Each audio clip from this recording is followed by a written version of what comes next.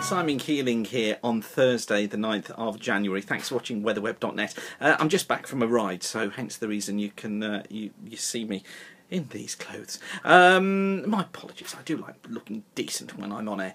Anyway, looks like we've got a taste of winter on its way next week. Temperatures are going to be cooling off.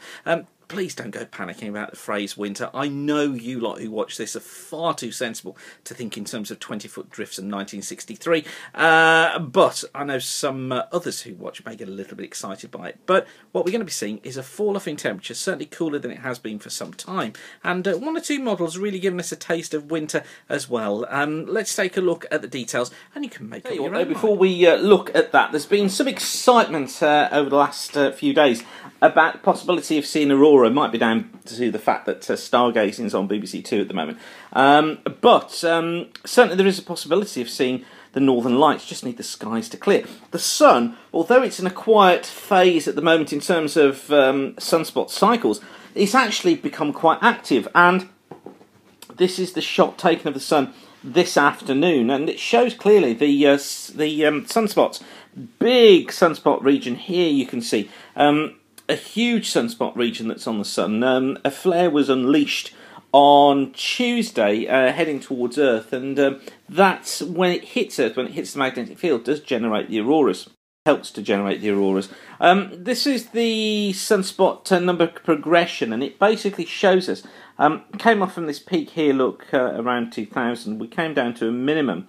We've started to come back up from that minimum a little bit, and we'll be getting up here, look, to the maximum. But you see how this sunspot cycle here is very quiet compared to the last one. And just notice what's happened recently. Look, we've seen this increase in activity on the sun, which is basically what we're seeing now. The red line, by the way, here is the predicted path of the sunspot cycle over the next few years. So we're actually almost seeing a double peak of maximum. There was one here to the end of 2012. Got another one that we're seeing now as we're going into the beginning part of 2014.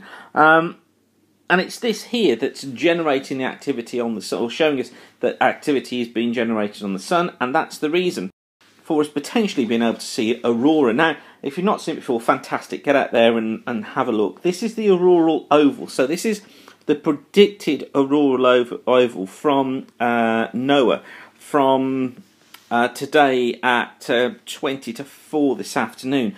And what it shows us here, look, is the UK. You can see there the auroral oval extending through Southern Ireland, through Southern Wales, through the Midlands. So if skies are clear, there is a chance that even as far south as the southern UK, you may actually be able to see the Aurora tonight. Now, I've seen it before. It is amazing. What you need to be able to do is get outside, have a look towards the north, and see if you can spot the faintest glow in the sky. As your eyes adjust, you can actually see the Aurora. I saw it as greens and blues. But it appears as several different colours. There was pinks in there as well. So it's well worthwhile spending some time, go out and just have a look. But give yourself 5 minutes for your eyes to get adjusted and keep having a peek outside. And skies are going to be clear as well this evening. This is the sky at 9 o'clock this evening, cloud prediction. You see much of eastern Scotland, north east England, down through the Midlands, through East Anglia. South east England we're clear, much of Wales. Southwest England as well. Yeah, a little bit of cloud across the hills of northwest England and the hills of western Scotland, but generally clear skies there, and some clear skies to come through Ireland as well. So I just wanted to show you that. Back to the cold weather. And still, I guess that's space weather, so it's still related to weather anyway, isn't it? Anyway, back to the cold conditions. These are the comparison charts for 17th of January. So this is taking us forward to next Friday. And I wanted to show you these because this is the GEM, the Canadian, which actually got this cold spell before anybody else. Now, the Canadian does have a tendency towards cold, but it did pick up on this before any other models. Low pressure across Portugal here, high pressure up towards the north. Here's this cold easterly flow. Now, what's interesting on this one, these little areas of blue you see there tied into the flow, because there'll be little cold pools that zip westwards with that easterly flow and increase the risk of snow. So what we're hinting at is the possibility of things going cold next week. I think we got fairly high confidence now that temperatures are going to fall. And also I think we have to say that the risk of snow and wintry conditions increases as the week goes on. as I said at the beginning, I know that you understand the phrase winter. You're not going to be thinking, deluges of snow. And I'm able to talk to you about snow on this without fear of you thinking that we're talking blizzards. But these little cold pools will do show more so towards the end of the week and would enhance the risk of snow. ECMWF operational, looking like this, very similar.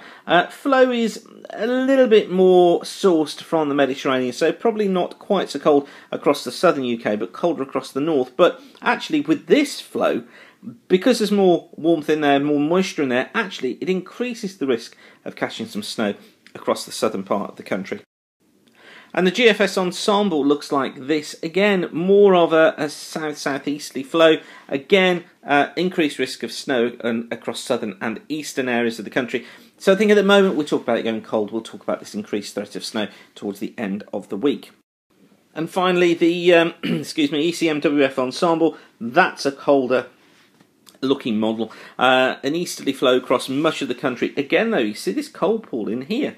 So they're all pointing towards this idea of more unstable conditions, of an increased risk of snow coming in towards the end of next week. A quick look at the NAO. That reveals it actually bouncing along at neutral levels over the coming days. Arctic oscillation is coming up from negatives up to neutral.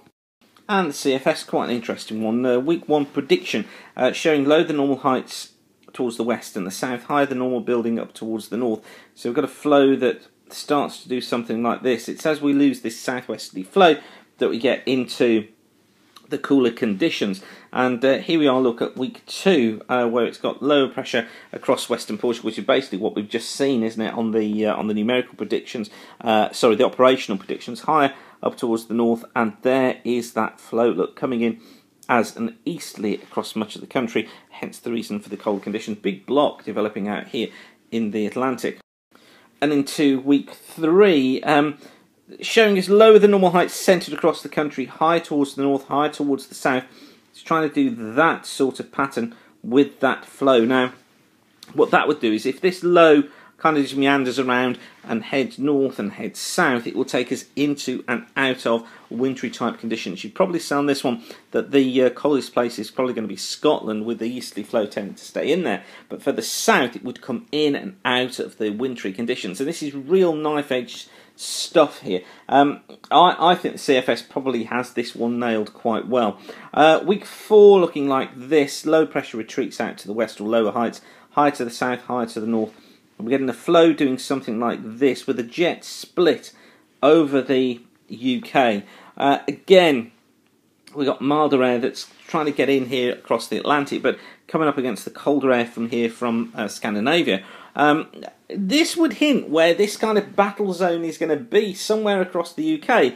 You've got to think about the potential for some really wintry conditions in there towards the end of the month and the beginning part of February. And at the moment, I'm kind of in the camp that says, well, from around about the 12th onwards, perhaps we're a bit sort of in and out. Let's sort of do it like that. Yeah, let's do it like that. A bit in and out of conditions, of wintry conditions. But from around the sort of 25th, perhaps earlier than that, 24th, no, let's make it 23rd onwards, into early Feb, actually, temperatures could be taking a tumble and we could be in for some wintry weather. That's what I'd be leaning into just at the moment. Of course, things can change, but certainly this idea of the colder air coming in, it's gathering pace through the models, and they're hinting that, yeah, we get a stop-start start to this cold weather, but actually it perhaps stays in for quite a while into the early part of February. So it could be we get, once we've had this stop-start, it could be that we get 2 or 3 weeks worth of the colder, wintry stuff. So let's see how things progress then for tomorrow. But for now, thanks for watching weatherweb.net. Don't forget you can follow us on Twitter at WXWeb, and also do a search on Facebook for Weather School. Now, just a reminder, I always say this, that weatherweb.net is kept free of charge.